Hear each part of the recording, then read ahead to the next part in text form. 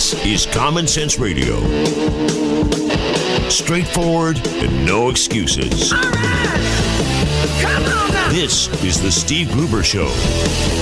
Call me crazy. Oh, yeah. What I said was perfectly right and spot on accurate. Boy's got a mouth like a cannon, always shooting it all. Stop. Yeah,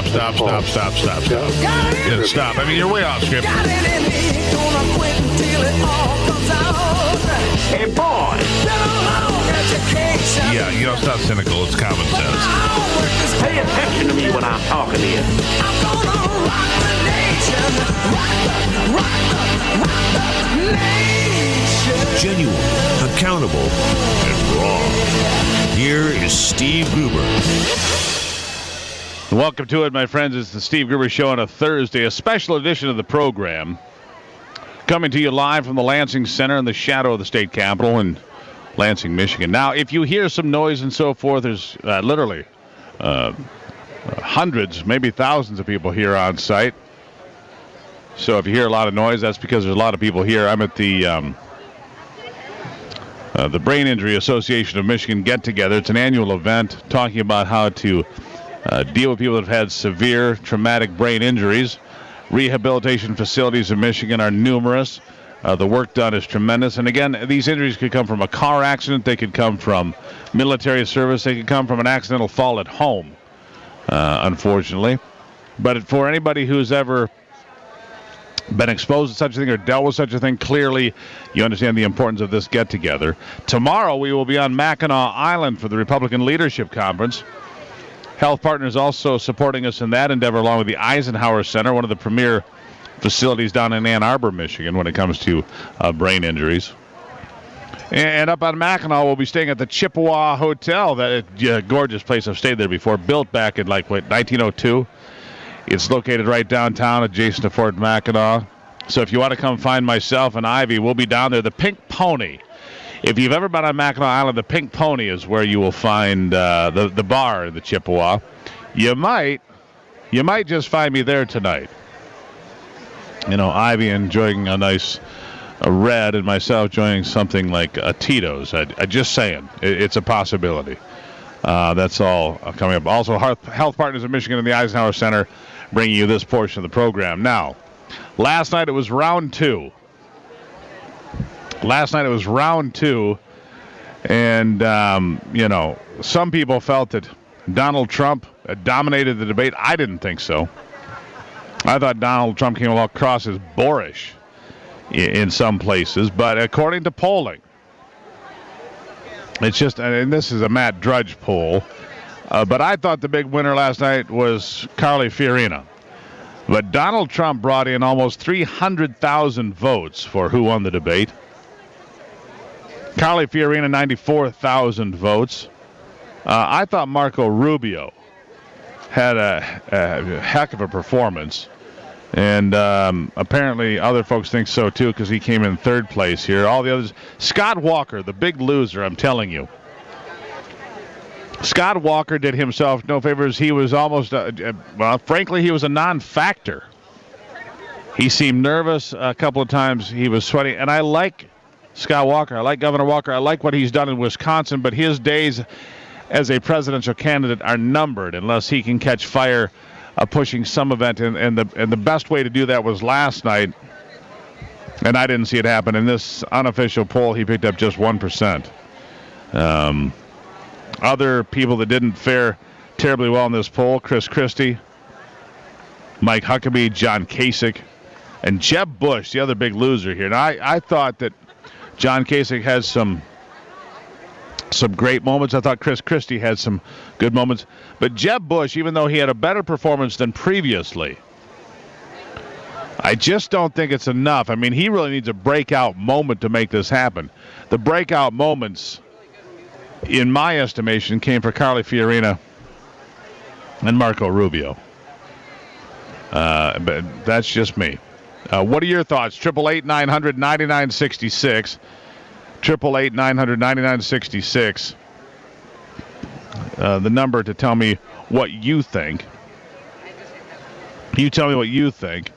And where do we go from here? Well, the next big thing is the Democratic debate. Finally, We'll have a Democratic debate coming up in October. We'll also have another Republican debate, I believe, in October.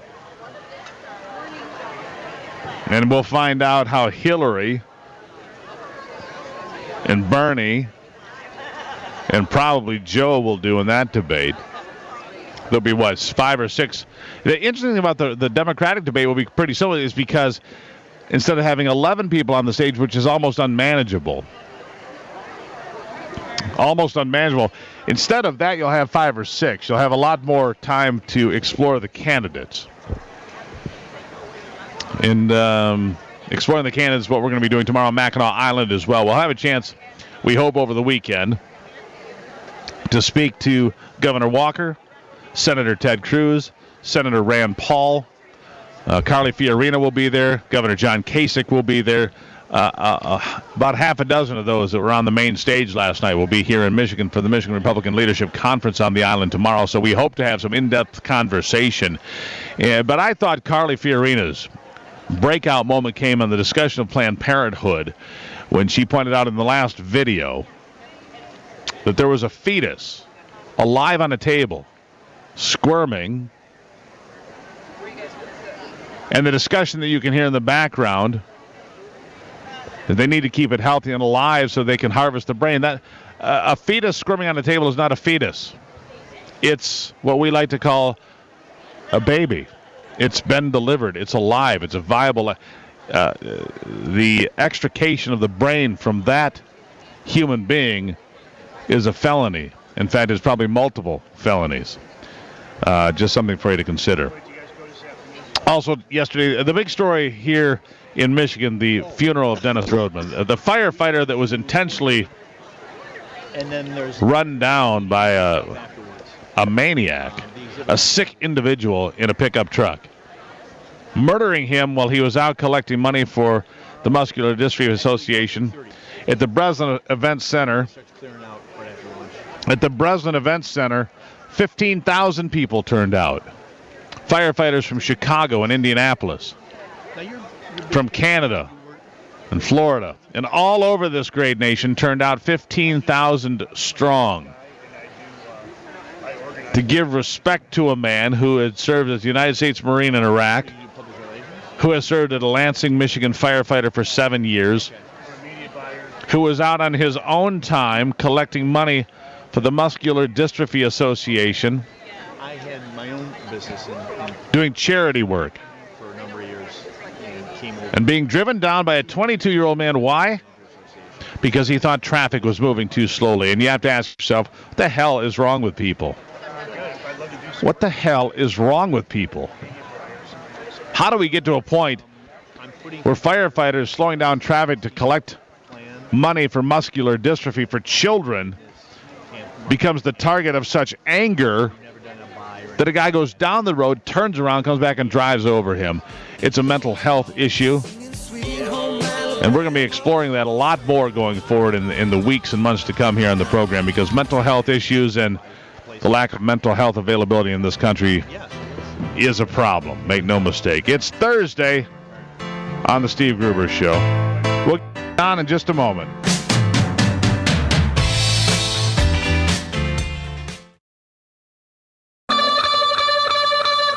Getting your day started with news from around the state and around the world. Common Sense Radio. This is the Steve Gruber Show.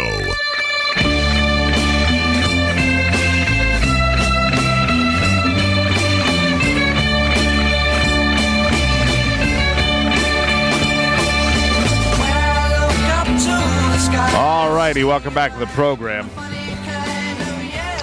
It's Thursday here on the show, and getting ready to go to Mackinac in the morning, but right now we're live at the Lansing Center, the Brain Injury Association of Michigan, putting on this annual conference, and the leaders in brain injuries here. And get to that in just one moment. First, John in Portage on the line with a quick comment on the hotline. John, welcome to the program.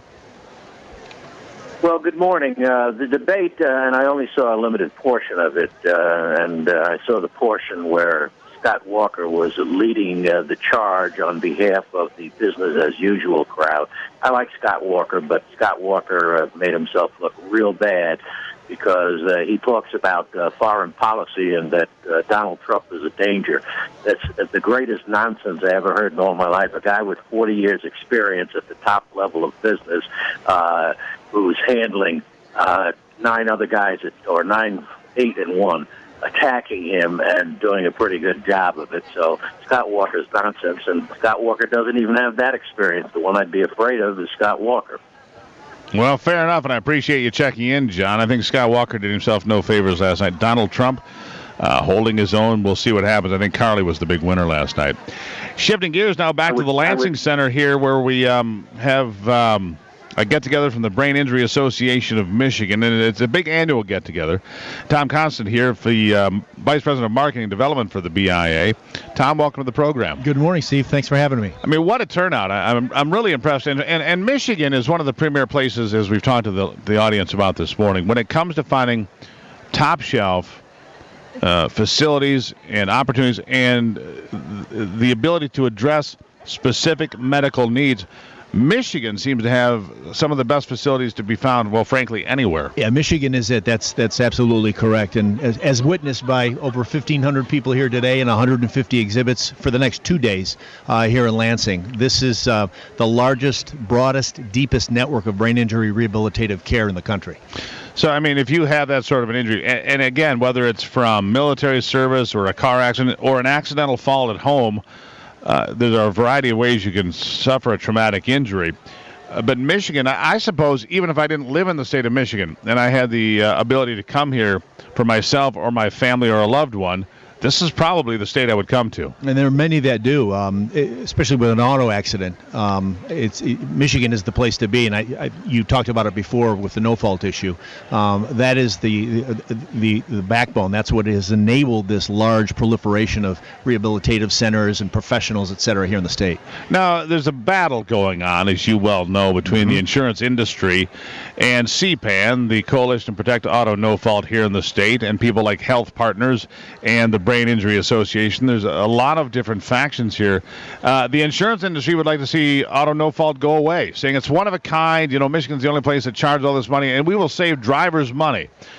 But when I dug into it, the amount of savings per vehicle, which is, is what? About 2 cups of coffee a month. Yeah, well, that's about $60 a year, right? Right. I mean, it's not much. Yeah, 2 cups of coffee a month. It's not much money. No. And I figure it this way: we've been paying in since what, 1973, right. 4, 5, whatever. The fact of the matter is, change it now, and I say $60, big deal. No. We've already created this $18 billion fund out there, which would actually be larger, except the insurance companies take themselves a little something here and there. Well, what we're advocating for is improvement to the system. Certainly there are changes that need to be made, but the reform needs to be fair and balanced. We represent the brain injury survivor community out there, some 200,000 individuals currently living in the state of Michigan and their families with a brain injury. And those 200,000? Yeah.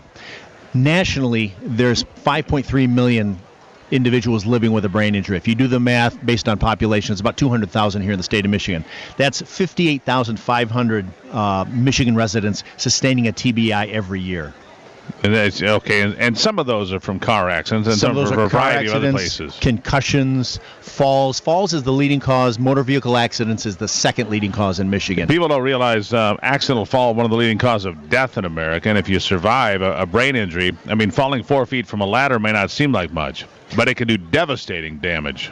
Many people don't even know they've sustained it. I've talked to a number of people who, after I talked to them about the symptoms of a brain injury, they said, I haven't been able to smell or taste since January when I slipped on the ice and hit my head in the parking lot. Can't smell or taste. That's one of the symptoms. Might occur to you to see a doctor? I'll tell them, you ought to go in and see a doctor. Yeah, you might want to see a doctor on that one. That's right. Yeah, things aren't making sense to you. We're here live at the Lansing Center here in Lansing, Michigan, Brain Injury Association of Michigan, the annual conference with Tim Constand, the Vice President of Marketing and Development. So where does this come down now? I know the Supreme Court is going to hear arguments about how much money is actually in this catastrophic fund, what we get to know about it, but the insurance companies are still battling to convince people with television ads and a lot of other things We'll save you money. We don't need this anymore. It's relentless, and it's the notion that no fault is the reason your auto insurance premiums are so high. It's not that. It's collision. It's comprehensive. Those are the rates that are high. Now, hell, it's the ability to use my credit score to raise my rates on auto There you insurance. go. Which, come There on, you go. why should my credit score, whatever it may be, good, bad, or indifferent, have any influence on whether or not I've never had a ticket? If you're somebody who's never had a ticket, but you have a tendency to pay bills late and you have a credit score of 600 as opposed to 800, right? But you've never had an accident, they're going to stick it to you. They are. That's what that's not appropriate. No, not at all. So people need to understand that what you get from no fault insurance, the benefits that are afforded accident victims, and especially catastrophically injured victims, is for life, and it is unique. We're the only state in the country that has it, but that's not to say that other states are looking at us, Florida, New Jersey, and some others, and are looking at our model right now. Are we open to the public here at this get-together? Or is this a closed event? It's a closed event. It's for the industry right now, and it's sold out. Yes, well, then there wouldn't be any room at the inn anyway. Tom, greatly appreciate the information. Real quickly, where would somebody find out more about the Brain Injury Association? Call 810-229-5880 or go to the website at biami.org or our Facebook page. There you have it. Tom Constand here at the Brain Injury Association get-together at the Lansing Center in downtown Lansing, Michigan. Thanks very much. Michigan, born and raised with Midwestern values and Michigan common sense. We can all thank Dr. B who stepped across the line. When the watch it took control, the first one of its kind. So listen to your radio. All righty, and special thanks this day to Patriot Voice Radio, 94.5 FM, WYPV, 50,000 watts of pure pleasure. FM coverage of northern Michigan, covering Petoskey, Charlevoix, Mackinac City, and parts of the UP as well, 50,000 watts. And Patriot Voice Radio stepping up because of the special conference this morning and because of our special coverage tomorrow of the Republican Leadership Conference in Mackinac City. They'll be with us for that as well. WYPV, thank you for carrying the flag of the Steve Gruber Show. You guys do a great job, and we greatly appreciate it. So Michigan-wide, Michigan strong, 17 stations out there to pick up the Steve Gruber Show, and that still isn't enough. Let's say you go to Ohio, which I don't know, why would you go to Ohio? But if you leave the state or anywhere else, you can find us at Radio Pup. It's a free app on your smartphone. Radio Pup, look up WJIM, that's Jim. Download that as a free app, and you can take the Steve Gruber Show wherever you may wander. You can also find us at stevegruber.com and on Facebook, the Steve Gruber Show as well. This part of the program brought to you in part by the Chippewa Hotel. A beautiful place where we'll be staying tomorrow, and we appreciate their accommodations. Located in the center of town, adjacent to Fort Mackinac, directly on the water. It's the place you'll find the Pink Pony. Yeah, baby, the Pink Pony. You might find me and Ivy at the Pink Pony. Say tonight, just give it a whirl. We'll be in there holding court, as it were. Our next guest has been on the road and working tremendously recently, so he has not been available to us for a bit. But Congressman Tim Walberg is back now, and welcome back to the program, Congressman. Hey, great to be back, and maybe we'll see you on the island tomorrow. Well, I hope you're going to be if you're going to be up there, absolutely. Yeah, we'd love to sit down and talk to you. You know, we always get a chance to talk on the phone, but we rarely get a chance to visit in person, so that would be kind of nice. Absolutely. So let's see if we can make that happen. Good to be back. I was gone for 3 weeks. My daughter and son-in-law had their first child, our fifth grandchild, a granddaughter, and she's doing fine. My wife is still overseas helping Heidi. This is her first helping her become a mother. and it's one thing to give birth. It's another to all of a sudden realize, my gracious, this little girl is with me. And so we're separated a little bit here for a couple more weeks. But that's why I was gone, but it's good to be back with you. Yeah, I find that a perfectly reasonable explanation. So I'm of course, if it's family, and let's be honest, Congressman, that's part of the reason you do what you do. Probably is looking out not only for your children and grandchildren, but those of others. You know, I was watching the presidential debate last night, and you probably caught parts of it as well. And I've got to be honest with you, I think Carly Fiorina owned the evening. I think Marco Rubio had a tremendous performance. I saw Some other bright spots. I thought Chris Christie did okay for himself. I thought John Kasich did okay for himself. Donald Trump probably kind of flat. Jeb Bush kind of flat. And I've got to be honest, for Governor Scott Walker, not a good night. He was just basically a non-factor. Where do you think we are in this process? Well, it's interesting. I was in a primary once with 6 of us, and having a debate where 6 were on stage was very difficult. To have 11 on stage and see the most that anybody got as far as time, I believe, was 18 minutes, and the least was right down around 7 minutes. So to try to communicate with a stage there, I think, of very solid people. The other side of the aisle has nothing compared to what there was on the stage last night. But to try to communicate your positions when some of the questions that are being asked were, really strange, is very difficult. But I would concur with you. Carly Fiorina showed herself to be up to the task and very knowledgeable in issues, and I think an ability to refrain from getting into unnecessary comments, but make it in a succinct fashion, and it hit home. So, it was an interesting 3 hours, and if you turned in at any time during those 3 hours, you might think that one candidate was doing better than all the rest. I think Chris Christie, the last hour, came on stronger, but Fiorina and Rubio certainly were on their game. Yeah, as far as Donald Trump goes, though, some of and not what I saw, but looking at some post-debate polling, people believe that Donald Trump won that debate, and I'm thinking, he starts off with kind of it's a juvenile attack on Rand Paul. He shouldn't even be here. Well, who cares? If he's at 1% of the polls, what do you care? And I don't think Rand Paul is a viable candidate much longer. I'm wondering about the viability of Scott Walker. Now, some of these guys are going to hang around for a bit longer, but, with that many people and the demand on money, you understand this as well. With that many people in the field, and there's only so many donors out there, and you have to have financial backing. And I think, again, that's where John Kasich, who's running back in the middle of the pack, still has an inside track because he has a great network of supporters. He's number 2 in New Hampshire, so he'll hang around. Ted Cruz has some supporters. He'll hang around. But for Scott Walker, Rand Paul, tough days ahead, I think.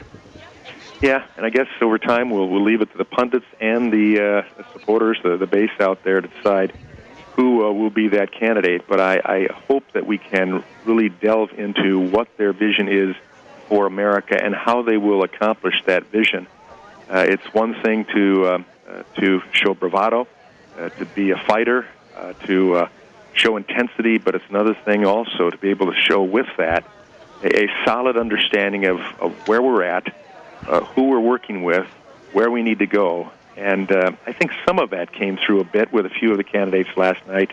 But I think until we get down to where we have a more limited number and the ability to spend more time in talking through those key issues, really the American people won't know for sure who they're going to vote for. So it will be an interesting ride, and I'm there to watch the process and to be part of it at certain levels. Well, and here's the thing. I think that one of the places that Carly Fiorina did herself tremendous credit. Talking about rebuilding the Sixth Fleet, talking about rebuilding the American military, peace through strength, which was a theme for a lot of the folks there. If you had been on that stage, if you were running for president, what would your themes be? Where would you be trying to connect with voters as you see the challenges of America today? Well, from what I hear in my town hall meetings, and I have a lot of town hall meetings under my belt, and I'm hearing people that they're fearful. They don't believe that America is perceived as the strong nation that it once was. I believe it still is because American people are still here. We need leadership to tap that. So to talk about the personalities like Putin and Khomeini and others, that's one thing. But to be able to say, this is what I would do to show the strength of America, to engage its people, to use the resources of our military, to reinvest in what the federal government is supposed to be doing to make our country strong. That's what I talk about. On the issue of economics, we talk about jobs. What produces jobs? Well, we know the free enterprise, capitalism, is the unique thing about America that made us great in a short 239 years beyond any other entity in the world's history.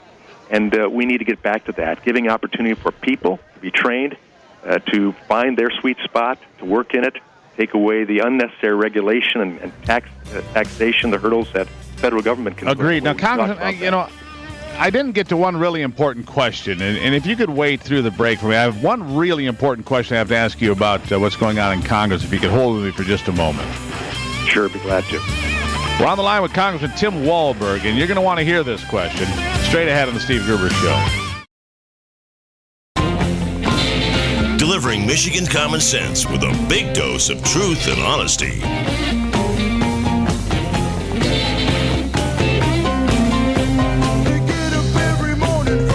45 after the hour here on the Steve Gruber Show, live from the Lansing Center, the Brain Injury Association of Michigan holding their annual get-together. 1,500 participants in a big turnout here. Tomorrow on Mackinac Island, as you know, I'll be getting over to Mackinac Island on my preferred transportation carrier. Sheplers will be taking us over on their ferry line over there. Sheplers, the official transportation of the Steve Gruber Show. All the folks going over on Sheplers. On the program with me right now is Congressman Tim Walberg, and there is one important question that I have to ask you, Congressman, and you got to answer it straight now. Is that a deal? Yeah, I've been wiping sweat off my forehead waiting for this question. So boy. We'll give it a straight shot. This is serious now.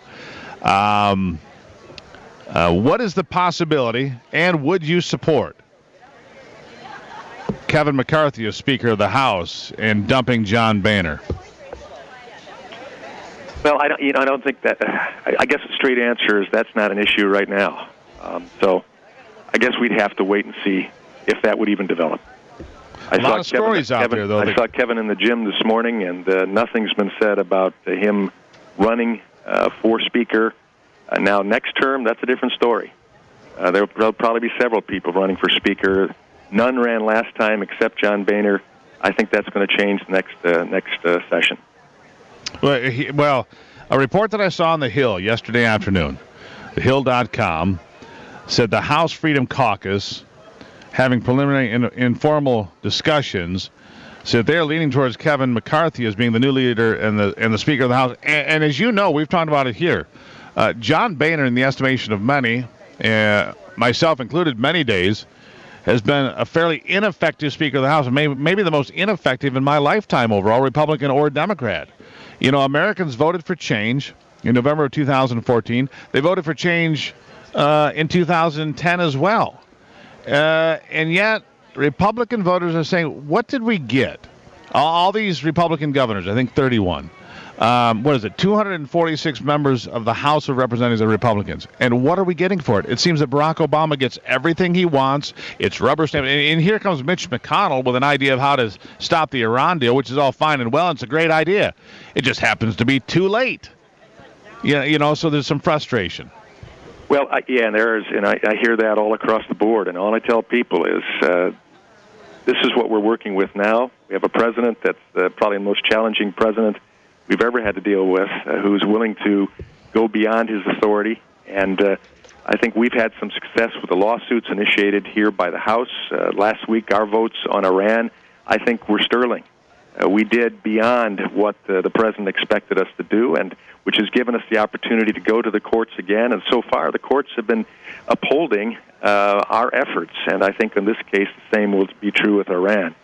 On the issue of the inside politics of who's Speaker, who's leadership, that will be something that will be very aggressively worked on for the next term of office. I think right now our most important thing is to find a way to hold back this administration from doing more damage to our labor market, to our economy, and most importantly to our security.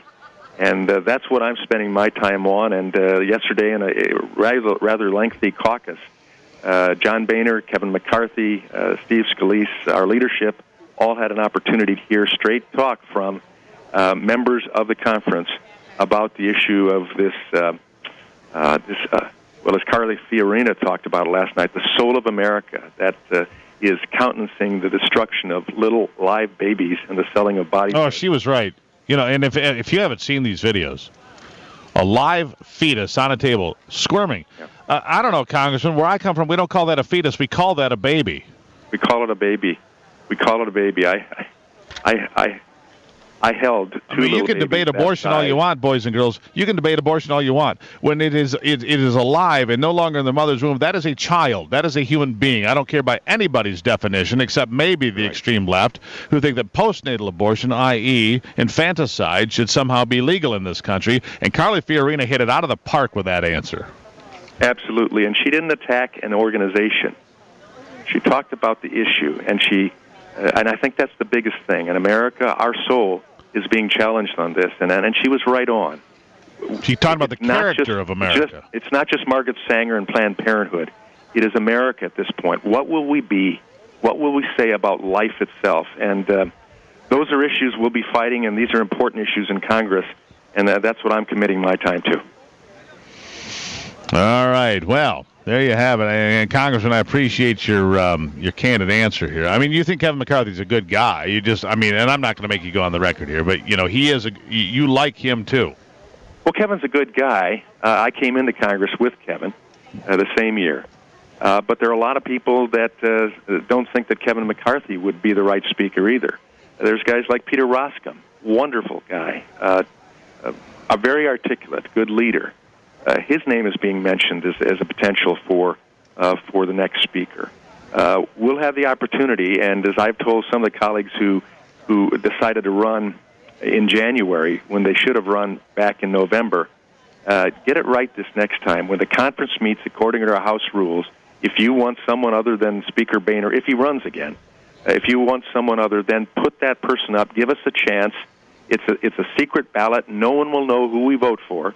And we have the opportunity to make change if that's necessary. But once it's done, all we do is get in a circular firing squad and make it more difficult for our conference to work together in unity. And that's my concern right now. But so far, nobody, Kevin McCarthy or nobody else has come to me and said, would you support me to take over the speaker spot this term? And with that in mind, I guess I have no other answer. We'll wait and see how it develops. Actually, it's a pretty good answer, Congressman. I'll give you that. I give you high marks for your emotion and your compassion on this abortion issue, which is should be no issue at all. Carly's right about that, and so are you. And I appreciate your time, Congressman. Great to be with you, and hope to see you on the island. All right, there you have it. Congressman Tim Walberg, everybody, also headed to Mackinac Island for the Republican Leadership Conference. We'll be there. He'll be there.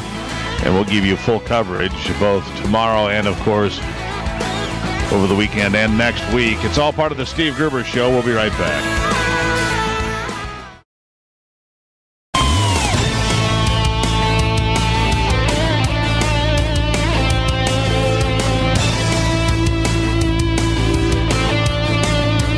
All right, it's 55 after the hour. Hold tight there with sports, Alex. We have reports this morning that Hazlitt High School in southern Michigan is currently on lockdown. We have reports that Hazlitt High School in southern Michigan is on lockdown due to an active shooter, potentially. These reports just coming in, and we're trying to keep up with it. I'm trying to find what I can tell you here. But Meridian Township Police, associated with other law enforcement agencies, have locked Hazlitt schools down, at least the high school, maybe more.